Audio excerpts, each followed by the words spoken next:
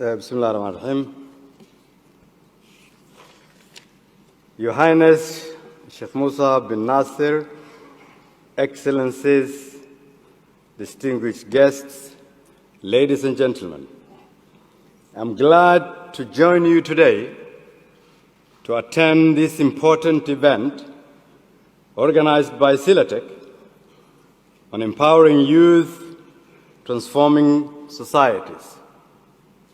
I would like to begin by congratulating Silatech, its patron and founder, Her Highness Sheikh Musa bin Nasir. We congratulate you and your team today on 10 years of working to spread opportunities to youth and women across the Middle East and Africa. We are grateful for the services and the support you've been rendering to our people. We are cognizant of the work you are doing around the globe, and more notably in my own country, Somalia. We are particularly grateful for the partnership we've built together in the last 6 years, which has generated jobs, improved the lives of thousands of our citizens, and more importantly, inspired hope. Excellencies, ladies and gentlemen, today's theme is telling. I come from the Muslim world and the sub-Saharan Africa, where the majority of the people are the youth. 70% of our population are people under the age of 30 years. The abundance of the youth can be viewed both positively and negatively. Equipped with entrepreneurial skills and opportunities, the youth can be the backbone of economic growth. Unemployed and destitute, the youth can be a cause for instability and conflict. Today, I want to focus on the potential and the possibility of the youth in states, economies, and societies. In the history of my own country, as the name of the nationalist movement party reveals, the Somali Youth League, the youth were at the center of the independence movement and the post-colonial state-building process.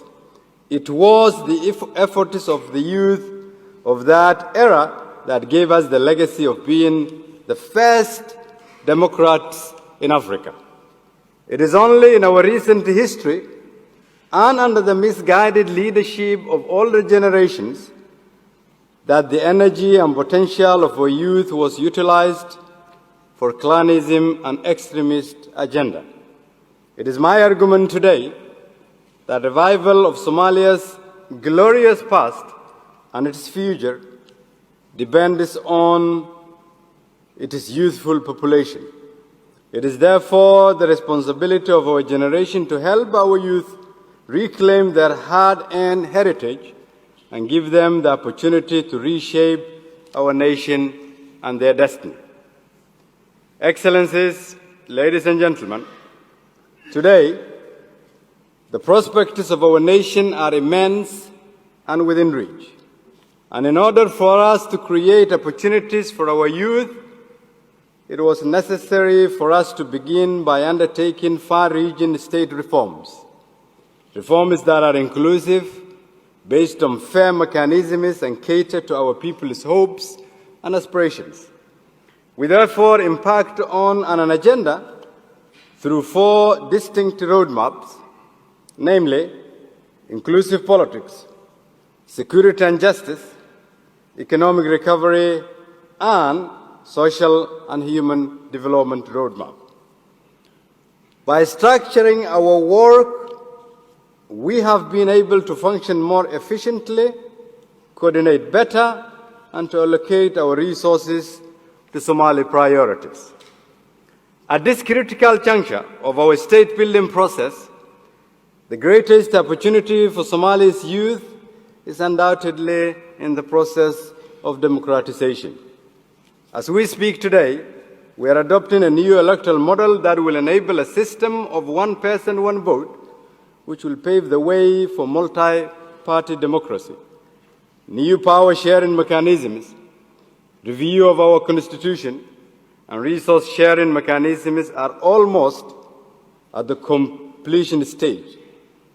As a result of these reforms, the hope of our youth can be seen in their renewed involvement and increased political participation and political debate that are shaping in our country. The youth also need to find their space in the economic sphere, as we are in the process of establishing the Somali governance and regulatory framework of our economy that will serve as the foundation of our development and youth-centered economic growth policies. We are therefore nearing completion in the development on sound public financial management systems, employment policies, poverty reduction strategy, investment policy, anti-corruption laws, and most importantly, re-engagement with international financial institutions. Our close working relationship with the IMF and the World Bank and the achievements we've made in our reforms in just 2 years is a testimony to the commitment we've made to reform our nation. The prospects of re-engaging with the IFIs are so strong that, in fact, pre-arrears clearance and debt relief for our nation is within reach. Investments made by organizations like Silatech is supporting these reforms. We are also undertaking massive initiatives to reform our public sector at large, focusing on unprecedented security sector reform and civil sector reform. We're taking bold and strategic decisions to give our youth an opportunity to take up leadership roles in both these critical sectors. The formation of a new institutions with the youth at the helm will not only empower them, but also lay the foundation for healthy state-society relations.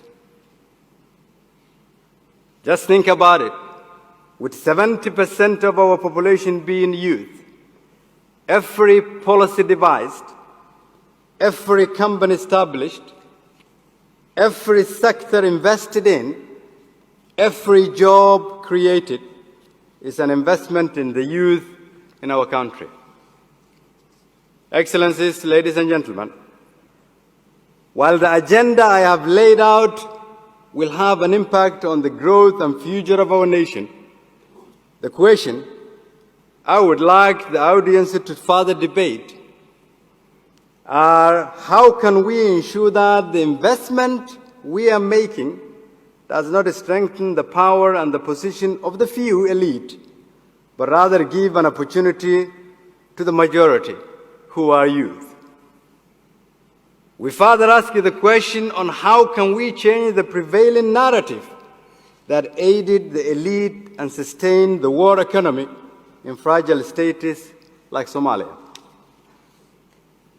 We further ask what kind of innovative policy instruments can post-conflict societies utilize to combat the root causes of terrorism and extremism. Your Highness, ladies and gentlemen, based on the steps we've taken and the experience we've gained in over the past 2 years, our holistic approach in fighting extremism and terrorism is yielding results. It means it needs a holistic approach in fighting terrorism by investing youth. That can be seen through the positive economic growth, social mobilization, far-reaching security sector reform, and provision of services, including job creation that benefits the youth. But most importantly, the visible hope and political participation by the youth is the greatest indicator. Your Highness, Excellencies, ladies and gentlemen, The Somali model, if fully supported and invested in, will provide lasting solutions for our country as it is Somali envisioned based on the contextual realities on the ground.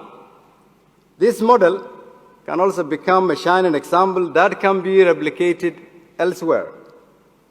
It is therefore my hope that all of you here today would become advocates for a new narrative to empower youth and transform societies. Let us best utilize the most valuable resource available in the most complex nations, the youth. Thank you.